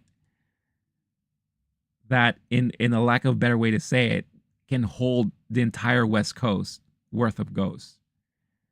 But now you have research, R&D in there. And that's where we get introduced to this guy, the blonde guy, who's like a Q in James Bond terms of the Ghostbusters. He is the one that's managing all the tech, right? He's managing all the new technology. He's doing the research of transferring the ghosts into the new containment unit. And just doing, he does a lot of this stuff. And who's working with him? That's where we find out that's where Lucky ends up, Celeste O'Connor. So now she is working for the Ghostbusters too. And she is, again, if this is only supposed to be a year or two, she's like testing the new proton stuff and doing all these things. So she is like fully in there. They have a way that they can now study the ghosts in their own like containment rooms. They can now extract spirits and ghosts from artifacts. This is a part where I felt very much like this was like from the cartoons. And this is where I was also referring to when I said the technology looked like it was still in the 80s, because like every screen was like all pixelated and looked like I was watching a video game from the 80s. Like, why can't we advance in our technology? What's going on here? So it was so fascinating, so interesting to see all this. So the device that they created for extracting these ghosts out of these artifacts, that's what Phoebe eventually uses to try to turn herself into a ghost so that she'd be closer with this ghost friend. I'm like, why are we doing Casper? What is going on here? So that part lost me completely. I'm just like, oh, really? But she had her arc. She had her story. She had her thing. And then, of course, eventually, because of her mistake, because it turns out that this ghost girl was actually working for the big baddie of the movie. Because, if he gets what he wants, she gets to eventually see her family again. And there was this nice little thing like, well, my family's here now, and I have to protect them. Okay, cool. So that was Phoebe. That was her character there. She had her arc. And like I said, McKenna Grace, great actress. I like what she's doing, but I felt like her growth for her character was stunted a little bit because they put her in this weird arc. And then at the end, she didn't really have much of a redeeming moment. They took her out of this containment. She understands she messed up. But then there was a cute moment at the end where she referred to Gary as dad. Because that was another running thing here too, where it's like Gary and Callie, I'm talking about Paul Rudd and Carrie Coon, they're together. But Gary's not sure as to where he stands with the family. He doesn't want to become a father figure, but Carrie's kind of like hinting like, it's okay, you can be. But he doesn't want to step over bounds. And there's the moment where he blows up at Phoebe. It's like, you got to stop being selfish. You don't understand how it's affecting people around you. And she's like, well, you're not my dad, kind of thing like that. Like that type of moment. So it was like a very like, oh, So it was a nice like a redeeming moment where at the end she refers to him as dad. And then she's like, dad, Gary, like that. And Paul's like, she called me dad, and all that. But yet we don't know if they're married. There's no mention at all if they're married at all. Oh, what's up, Star-Lord? Star-Lord into hizzy. You're not wrong about calling like 25 people.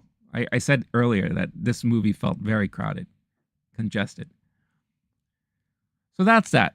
So let's talk about the other characters here. So outside of Phoebe, Callie, and Gary, the main thing between Gary and Callie is just like, how is Gary going to fit into the family? Right? Callie is adapting more and more to be into science when she wasn't really into it last time. But it all felt too rushed. It all felt like, wait, there's no time to develop here. So I felt like their main focus for them two was, how are they raising this family of Ghostbusters now, living in New York City when they used to be in Oklahoma, and bringing back the Ghostbusters name and all that. I feel like, let's become the Spanglers, right? Spanglers has the legacy of the Ghostbusters. We got to bring it back. Kind of, that's how I felt like with these guys. All right. Then let's look at Trevor, Finn Wolfhard's character. I felt like he had nothing to do throughout this whole movie.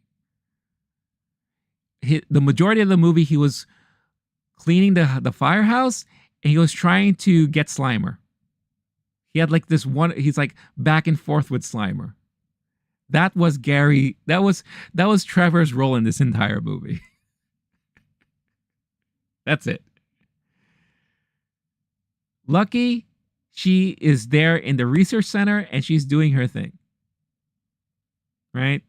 So at least she had a little bit of a progression there. And mind you, like, all of them came together at the end. Right? So that's that. We get introduced. Podcast. Podcast now lives with Ray at the bookshop. No mention of the podcast anymore, so I don't know what's going on there. And I feel like he's just now Ray's assistant. Plus, did you know that he was Korean? Because that was not something that he mentioned at all in the last movie, but they felt it was necessary to kind of bring it up here because he gets a call from home and he starts speaking Korean.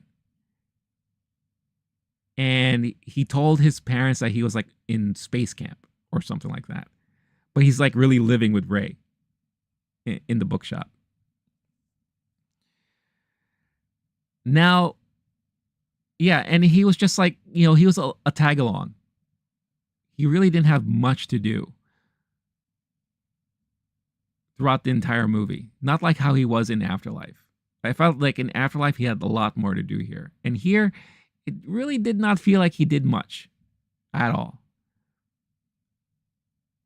Except it looked extremely, extremely handsome. And like, I'm telling you, the way these kids grew, it's just crazy.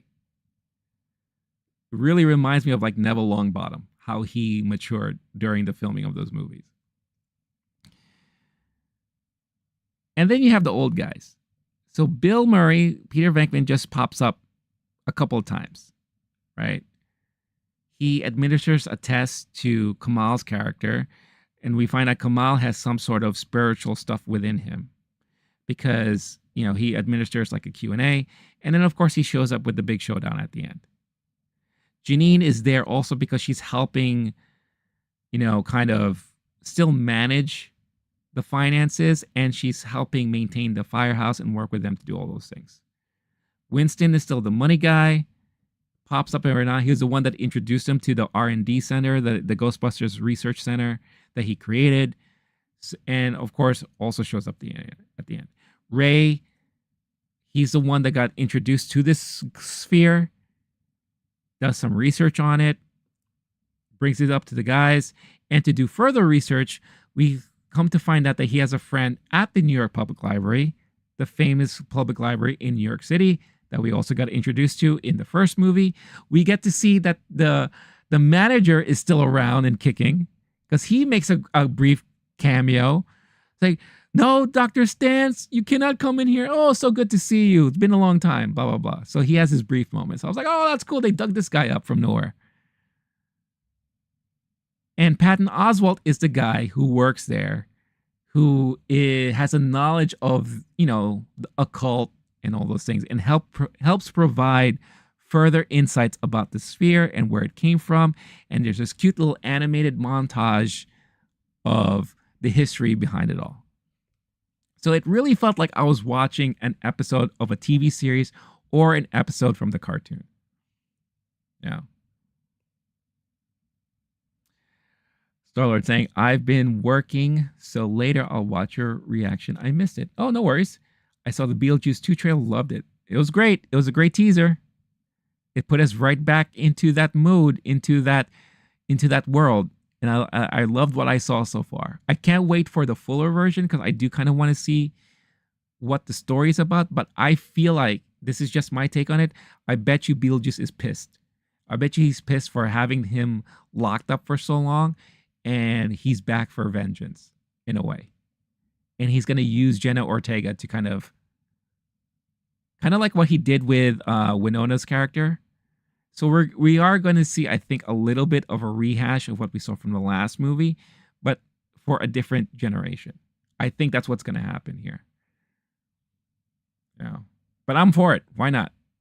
I think he looks great. That makeup job that they did, brilliantly done. Brilliantly done. So yeah, so that's the old guard there. So already you have so many characters here in this movie. And Kamal's character is apparently a firebender, if I were to describe it. Like, basically, his lineage is supposed to be the counterpart for this ice demigod thing. His grandmother was the one that went against this thing, hence why he came into possession of this orb. And at the end, now he's freaking bending fire, fighting against this thing, right? And the way that they defeated this guy too at the end, because regular proton stuff doesn't work, right? So they come up with this whole thing about how can we contain this guy, all of that stuff, and then they're like, oh, copper, brass can help. So they're cutting the sliding poles, melting the brass, and coating portions of the accelerator within their packs with that so that it could help contain it. And now, look, if you were trying to sell new toys, we got some new toys. We got that arm proton gun that Lucky and Janine was using. You got new updated wands for the proton packs, new updated packs, and now you got the Phoebe pack, which shoots out like this green orange beam that is really effective toward this big guy, right? So you have Kamal shooting fire out of his hands for this guy. You got Phoebe with her green proton green thing, and you got everyone else there teaming up, right? And then that's how they were able to finally capture this guy at the end. And once again, save New York.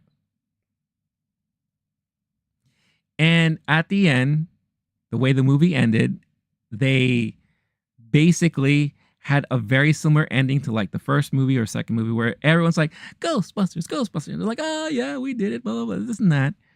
And here comes Walter Peck. That's it. I had enough of you guys, and it's done. Which he already did before. Because of, I forget which incident it was. Something else happened. Oh, the public library incident. Because while Ray, Podcast, and Phoebe were at the public library, and we were introduced to Ecto C, which is his like little bike with the gunner seat, which was kind of cool. Talk about tech. It's kind of cool because the gunner seat opens up and you have a wand in there. So when they have to fight ghosts, kind of neat, kind of cool. I like that. But they have one of these ghosts that they were experimenting with called the Possessor. And it's this entity that can possess objects. So it was causing ruckus, and it, oh, and talk about like throwing back. Why did we have to see the old lady ghost again in the library? Was that really necessary? Like they were running after this possessor, and they're in the basements of the library, and Ray runs and catches a glimpse of this lady. And honestly, it looked like they just grabbed whatever special effect they used from the original Ghostbusters movie and just plopped it in there, because nothing looked new from this thing. It looked like it was just a reuse of footage from the original movie. So, haha, get it? Remember this? All right, stop that, really. But the possessor takes over one of the lions, and then they destroy the lion because it was about to attack them, and they get in trouble, you know. And that's when the Mayor Peck, Dickless himself, closes up, repossesses their equipment, and closes up the firehouse, right? So that was like one part of something that happened in the movie. So at the end, he's like, "That's it. You guys are finished. Are finished." But because of all the fanfare, all of a sudden the TV crews goes up to say, "Mayor Peck, what's your reaction that since the Ghostbusters saved New York City again?" And this is the part that had me dying. Had me dying. I already said before, I'm a sucker for offbeat comments that just come out from the background out of nowhere. So as the reporter says, "Mayor Peck, what are your thoughts of the Ghostbusters, blah, blah, blah," you hear a random guy in the back saying, "Why don't you thank them, dickless?"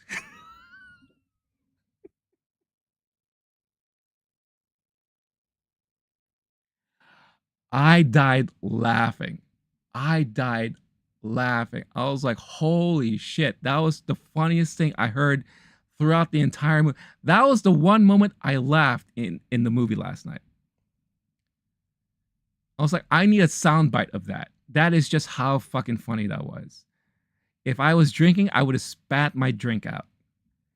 And like I said, I laughed out loud so hard, I think I scared the couple behind me.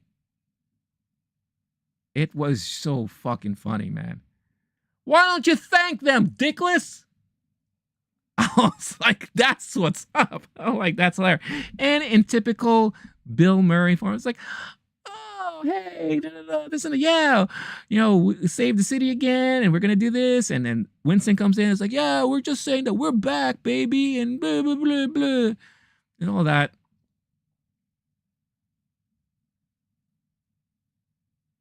And then Ghost is happening, and like, "Oh, we gotta go." And it's the family, the main family.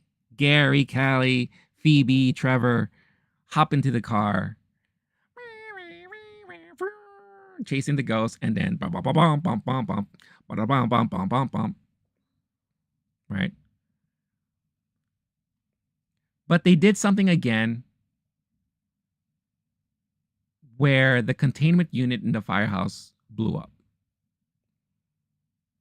And that was the job of this frosty demigod that wanted to call out all the entities from the other side and went to the firehouse to release them. So, bam, containment unit busted. All of these ghosts started flying all over the place. And mind you, they're only focusing on this guy. And when they captured this guy, that doesn't mean that all the ghosts now all of a sudden revert back into the containment unit, because there's no containment unit anymore. So all of these ghosts that escaped are free floating all over the city, and that's what's going to cause the Ghostbusters to be back in business. Back in business at 80 grand. Same old band, same old band. That's from another movie, Dick Tracy. If you recognize that, you know what I'm talking about.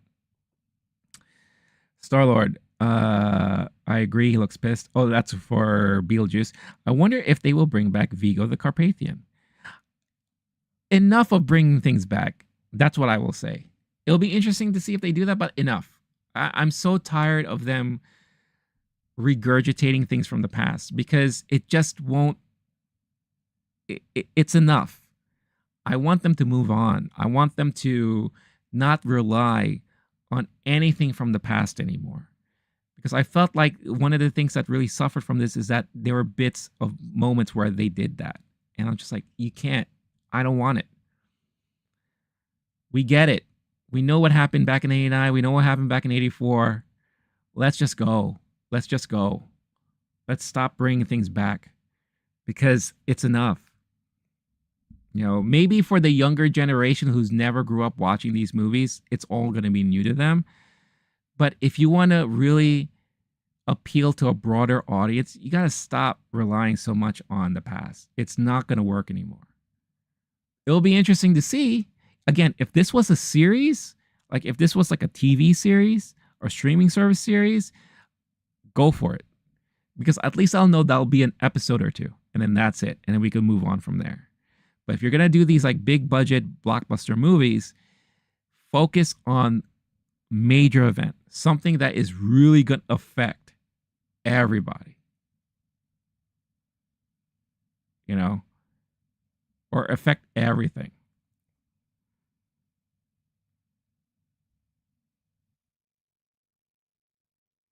Well, that's what I heard. Yes, it's true. Walter Peck has no dick.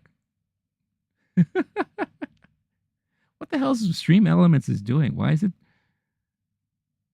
That's weird. I have to fix that. All right. So yeah, so with that type of ending, that's how you kind of know, okay, that's how the Ghostbusters are going to stay in business, and that's how it's going to lead to future adventures, I guess. Now, there is a post-credit scene, and it's very nonsensical in a way, but also you could kind of look at it differently.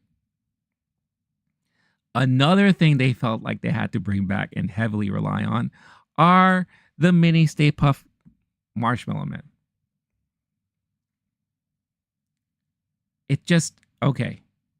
They served a purpose in Afterlife. I get it. But why are they here now?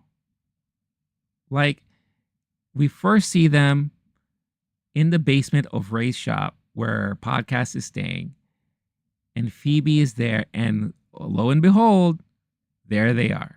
They're all hanging out. And Podcast's like, I think they're multiplying. I think they're like, you know. And they have to be everywhere. Now, they're supposed to be causing chaos, right? And they did at the end. So why is it okay to keep them around?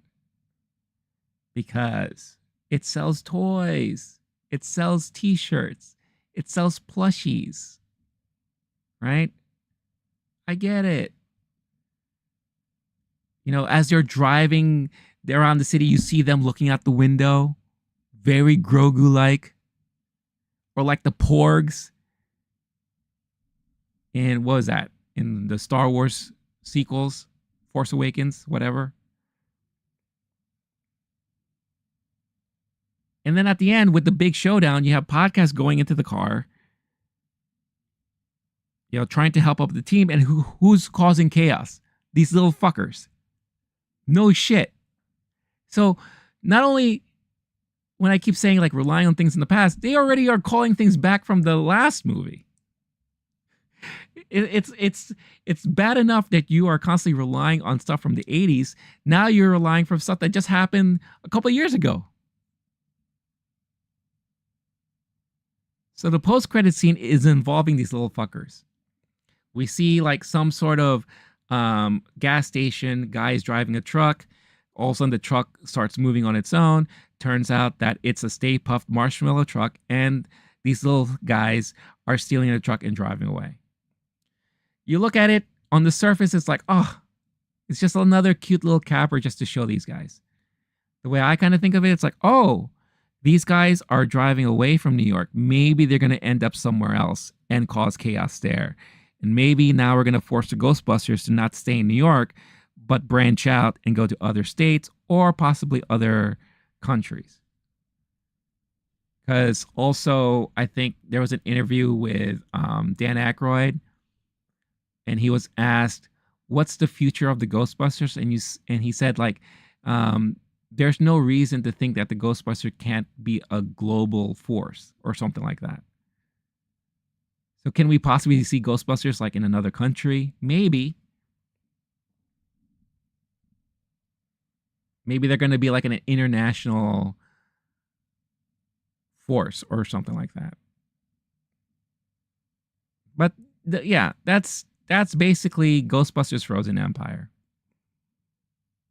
You know, it's a movie.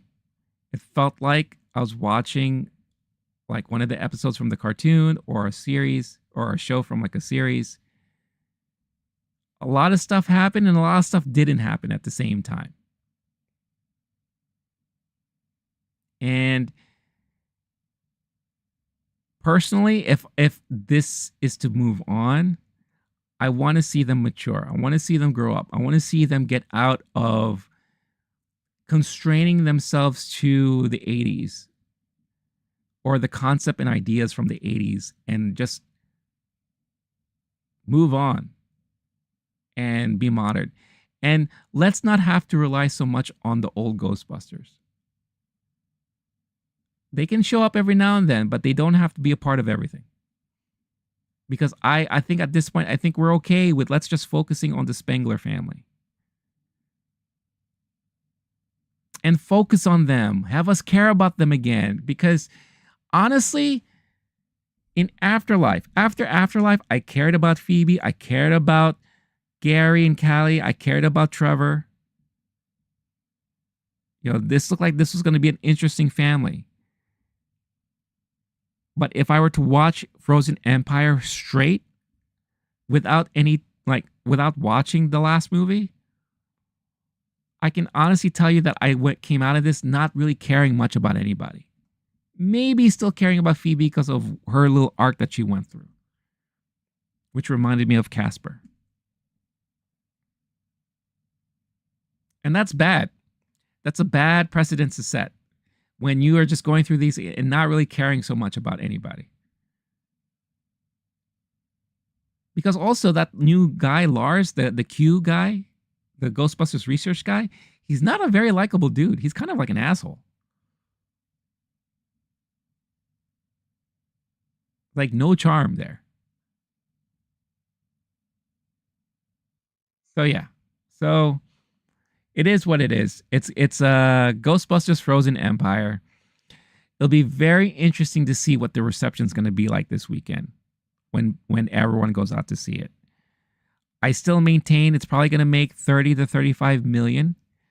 If it does more, I think the projections right now are 40, 45. If it does do that, I'll be happy for them. I'll be like, okay, good for you guys. But it is also quite possible that word of mouth is going to spread. And all the negative reviews that are out there now may turn the tide a little bit. And we may see something different. But it kind of shows you how disappointed I was with this movie when I saw this. And then the next movie I saw afterwards was Late Night with the Devil. And I liked that movie much more than Ghostbusters. I don't know what to tell you. That's just my reaction to it all. So it is what it is. Gozer has summoned the Marshmallow Man, so he now exists as a ghost. So who's the ghost? Gozer ghost or Marshmallow Man ghost? Or can we just get a Beetlejuice and in Ghostbusters tie-in? I think that's what's gonna happen. Beetlejuice is gonna come back, right? He's gonna find his way back to New York, and boom, who are you gonna call? Ghostbusters. Wasn't that one of the rumors back in the day that they were gonna do like a tie-in between the two? Or was that just like you know how like a fable? Like, you know how things get spread back in the day? Someone says one thing, then tells another person, and blah, blah, this and that. I wonder if it's going to be like another one of those things. So yeah. All right, spoilers all done. I'm done talking about this movie.